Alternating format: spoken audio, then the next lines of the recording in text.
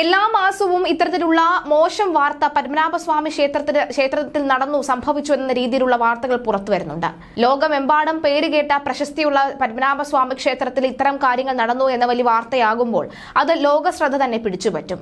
പക്ഷേ എന്തിനു വേണ്ടിയിട്ടാണ് ഇങ്ങനെ ചെയ്യുന്നത് എന്ന ചോദ്യം ഇപ്പോൾ ഏറ്റവും ഒടുവിലായി വന്നു നിൽക്കുന്നത് മറ്റൊരു വാർത്തയിലേക്കാണ്.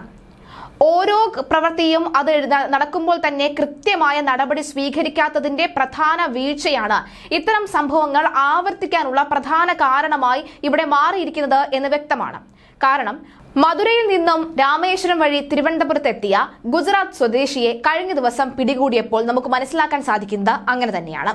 എന്നാൽ പിടികൂടി പ്രാഥമികമായി ചില കാര്യങ്ങൾ ചോദിച്ചറിഞ്ഞതിന് ശേഷം ഇയാളെ വിട്ടയക്കുകയും ചെയ്തു. അതാണ് പോലീസ് ചെയ്ത ഏറ്റവും വലിയ വീഴ്ച. അടിപൊളി കണ്ണാടയുമായി വന്ന ഒരാൾ ദർശനം നടത്തുന്നു. കണ്ണടയൊക്കെ കണ്ടപ്പോൾ അവർ വിചാരിച്ചു ഏതോ പൈസ ടീമാണ്, ക്യാഷ് ടീമാണ്, അതുകൊണ്ട് ഒന്നും പറയേണ്ടതില്ല എന്ന് വിചാരിച്ചു കാണും. കാരണം പത്മനാഭസ്വാമി ക്ഷേത്രത്തെക്കുറിച്ച് അല്ലെങ്കിൽ ക്ഷേത്ര നടത്തിപ്പിലെ ചില ആൾക്കാരെ കുറിച്ച് അത്തരം ചില വാർത്തകൾ വരാറുണ്ട്. അതായത് സാധാരണക്കാരായ ജനങ്ങൾ അവിടേക്ക് എത്തുമ്പോൾ അവരെ തള്ളി മാറ്റി ദർശനം നടത്താൻ അല്ലെങ്കിൽ ദർശനത്തിന് വന്നതാണ് എന്ന് പോലും ഒരു പരിഗണന പോലും നൽകാതെ ഒരു പിച്ചക്കാരനോട്, ഒരു ഭിക്ഷ യാചിക്കുന്ന ഒരു വ്യക്തിയോട് എങ്ങനെയാണോ പെരുമാറുന്നത് അതേ രീതിയിൽ പെരുമാറുന്ന പോലെയാണ് അവിടുത്തെ പ്രവർത്തകർ പെരുമാറാറുള്ളതെന്ന് പല ആൾക്കാരും പരാതിയായി പറയുന്നതും കമന്റുകളായി ഇടുന്നതും ഒക്കെ തന്നെ നമ്മൾ കണ്ടിട്ടുണ്ട്. എന്നാൽ അതേസമയം തന്നെ ഒരു റിച്ച് ടീം, ഒരു ക്യാഷ് ടീം അവിടേക്ക് വരികയാണെങ്കിൽ അവരോട് പെരുമാറുന്ന രീതിയും ഒക്കെ തന്നെ നമ്മൾ കണ്ടിട്ടുണ്ടും അവരെ കാണുമ്പോൾ ചിരിച്ചും ഇങ്ങോട്ടേക്ക് വരൂ മാഡം എന്ന് പറഞ്ഞ് വിളിക്കുകയും വഴിയൊഴുക്കുന്നതും കാണാറുണ്ട് എന്ന് ചിലർ പറയാറുണ്ട്. അത്രക്കാരെന്ന് ഒരു പക്ഷേ വിചാരിച്ചു കാണാം. എന്നാൽ ആ കണ്ണട ഒന്ന് സൂക്ഷിച്ചു നോക്കിയപ്പോഴാണ് ആ കള്ളി വെളിച്ചത്തായത്. അടിപൊളി കണ്ണാടയുമായി 3/4 മണിക്കൂറോളം ദർശനം പൂർത്തിയാക്കാവുന്ന ചുറ്റമ്പലത്തിൽ 2.5 മണിക്കൂർ എടുത്ത് ദർശനം പൂർത്തിയാക്കുന്നു. ഒറ്റക്കൽ മണ്ഡപത്തിൽ കണ്ണു മിന്നുന്നത് കണ്ടത് നിർണായകമാവുകയും ചെയ്തു. വലിയ തെറ്റ് ചെയ്ത ഗുജറാത്തിയെ വേഗത്തിൽ വിട്ടയക്കുകയായിരുന്നു പോലീസ്. പത്മനാഭസ്വാമി ക്ഷേത്രത്തിൽ എത്തി പിന്നെ അവിടെ നടത്തിയ കാര്യങ്ങളൊക്കെ തന്നെ പകർത്തിയ ഈ ഗുജറാത്ത് സ്വദേശി ആരാണ്? ഷാ എന്നാണ് ഇയാളുടെ പേര്. കണ്ണടയുള്ള രഹസ്യ ക്യാമറ ഉപയോഗിച്ച് ശ്രീ പത്മനാഭസ്വാമി ക്ഷേത്രത്തിനുള്ളിലെ ദൃശ്യങ്ങൾ പകർത്തിയത് വൻ സുരക്ഷാ വീഴ്ച തന്നെയാണ്. ആ കണ്ണട എന്ന് പറയുന്നത് വെറും ഒരു കണ്ണടയല്ല, അല്ലെങ്കിൽ ദൃശ്യങ്ങൾ പകർത്താൻ കഴിയുന്ന ഈ ദൃശ്യങ്ങൾ ഡിലീറ്റ് ചെയ്താൽ പിന്നീട് ഒരു കണ്ണട മാത്രമായി ഉപയോഗിക്കാൻ കഴിയുന്ന ഒരു സാധാരണ കണ്ണടയല്ല അത്. ലൈവ് തത്സമയം നമുക്ക് കാണാൻ സാധിക്കും. അതായത് ആ കണ്ണട ഉപയോഗിച്ചുകൊണ്ട് നമ്മൾ ദൃശ്യങ്ങൾ വീഡിയോയിൽ പകർത്തുകയാണെങ്കിൽ അല്ലെങ്കിൽ ക്യാമറയിൽ പകർത്തുകയാണെങ്കിൽ ലൈവ് സ്ട്രീമിംഗ് അടക്കം ഉണ്ട് എന്നുള്ളതാണ്. ലൈവ് സ്ട്രീമിംഗ് ഉണ്ട് എന്നത് മാത്രമല്ല, നമ്മുടെ മുന്നിൽ നിൽക്കുന്ന ആളുകൾ ഏത് ഭാഷയിലാണ് സംസാരിക്കുന്നതെങ്കിൽ ആ ഭാഷ നമ്മുടെ ഭാഷയിലേക്ക് തർജ്ജിമ ചെയ്ത് നമുക്ക് മനസ്സിലാക്കാവുന്ന രീതിയിലേക്ക് മാറ്റാൻ പോലും കഴിവുള്ള കണ്ണടയാണ് അത് എന്നുള്ളതാണ്. എന്തിനായിരുന്നു ഇത്രയും അഡ്വാൻസ്ഡ് ആയിട്ടുള്ള ആധുനികതയുള്ള ഈ ഒരു കണ്ണടയുമായി പത്മനാഭസ്വാമി ക്ഷേത്രത്തിലേക്ക് എത്തിയത്? എന്നാൽ അയാൾ വെച്ചിരിക്കുന്ന കണ്ണടയെക്കുറിച്ച് ഒന്ന് പരിശോധിക്കുക പോലും ചെയ്യാതെ ഇയാളെ വിട്ടയച്ചത് എന്തിനാണ് എന്നുള്ളൊരു വലിയൊരു വീഴ്ച കൂടി ആ പോലീസിന്റെ ഭാഗത്ത് നിന്ന് സംഭവിക്കുന്നുണ്ട്. കേന്ദ്രം ഇതിൽ ഇടപെടാനുള്ള സാധ്യത ഇപ്പോൾ കണ്ടുവരുന്നുണ്ട്. ഗുജറാത്ത് സ്വദേശി സുരേന്ദ്ര ഷാ എന്ന 66 വയസ്സുകാരനാണ് ക്ഷേത്രത്തിലെ സുരക്ഷാ ഉദ്യോഗസ്ഥർ പിടികൂടിയത്. ഫോർട്ട് പോലീസിന് കൈമാറിയ ഇയാളുടെ അറസ്റ്റ് രേഖപ്പെടുത്തി വിട്ടയക്കുകയും ചെയ്തു. ഇയാളെ കുറിച്ച് പ്രാഥമിക വിവരശേഖരണത്തിന് അപ്പുറം ഒന്നും ചെയ്യാതെയാണ് വിട്ടയച്ചത്.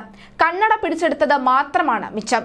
അതിസുരക്ഷയുള്ള ക്ഷേത്രത്തിൽ ഇലക്ട്രോണിക് സാധനങ്ങൾക്കെല്ലാം നിയന്ത്രണമുള്ളപ്പോഴാണ് ഇയാൾ രഹസ്യ ക്യാമറയുമായി ശ്രീകോവിലിന് മുന്നിൽ വരെ എത്തിയത്. ഇത് വലിയ സുരക്ഷാ പിഴവ് തന്നെയാണ്. സുരക്ഷാ പരിശോധനയ്ക്കായി ആധുനിക ഉപകരണങ്ങൾ വാങ്ങുന്നതിന് സർക്കാർ തയ്യാറാകുന്നില്ല. പോലീസ് ഉദ്യോഗസ്ഥരുടെ ഒഴിവുകൾ, തസ്തികകൾ നികത്തുന്നതിനും നടപടിയില്ല. ഇതോടെ കോടിക്കണക്കിന് രൂപയുടെ സ്വത്തുക്കൾ സൂക്ഷിച്ചിരിക്കുന്ന ശ്രീ പത്മനാഭസ്വാമി ക്ഷേത്രത്തിന്റെ സുരക്ഷ ആശങ്കയിലാവുകയാണ്. പാത്രമോഷണവും സ്വർണ്ണമോഷണവുമെല്ലാം ഇവിടെ തകൃതിയായി നടക്കുന്നു. ഇതിനിടെയാണ് കണ്ണടക്കാരന്റെ വരവ്.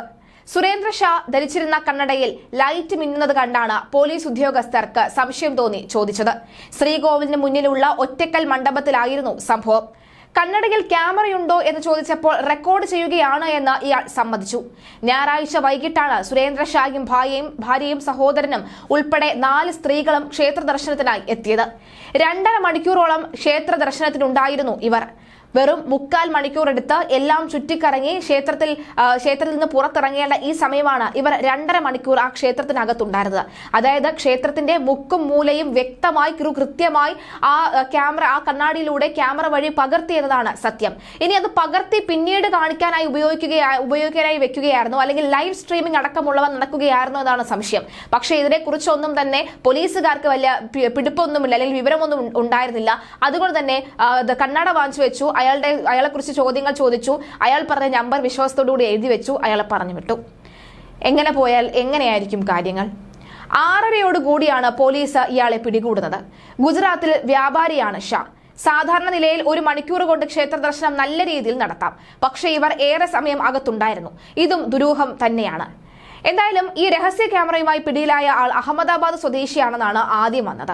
സുരക്ഷാ പരിശോധന കഴിഞ്ഞ് മുന്നോട്ട് പോയ ഇയാളുടെ കണ്ണടയിൽ നിന്ന് ലൈറ്റ് തെളിയുന്നത് ജീവനക്കാരുടെ ശ്രദ്ധയിൽപ്പെട്ടതോടുകൂടി മാത്രമാണ് ഇയാൾ പിടിയിലായത്. ഒരുപക്ഷെ അങ്ങനെ ശ്രദ്ധിക്കാതെ പോയിരുന്നെങ്കിൽ ഇയാൾ ഇവിടെ ഉള്ള എല്ലാ കാര്യങ്ങളും പകർത്തി ഒരുപക്ഷെ വിൽക്കാൻ പോലും തയ്യാറാകുമായിരുന്നു. ക്ഷേത്രത്തിലെ അതീവ സുരക്ഷാ മേഖലയിൽ നിന്നാണ് ദൃശ്യങ്ങൾ ഷൂട്ട് ചെയ്യാൻ ശ്രമിച്ചത് എന്നാണ് വ്യക്തമായത്. എന്നിട്ടും പോലീസ് ഇയാളെ വെറുതെ വിട്ടു. ഇപ്പോൾ ഈ ഒരു വാർത്ത പുറത്തറിയുന്ന പലരുണ്ടാകും. അവർ വിചാരിക്കും, അങ്ങനെയെങ്കിൽ പിന്നെ നമുക്കും ഓരോ കണ്ണട വെച്ച് ദൃശ്യങ്ങൾ പകർത്തി ലൈവ് സ്ട്രീമിംഗ് നടത്തി പോയാൽ പോരെ, പോലീസ് വെറുതെ വിടുമല്ലോ എന്നുള്ളത്.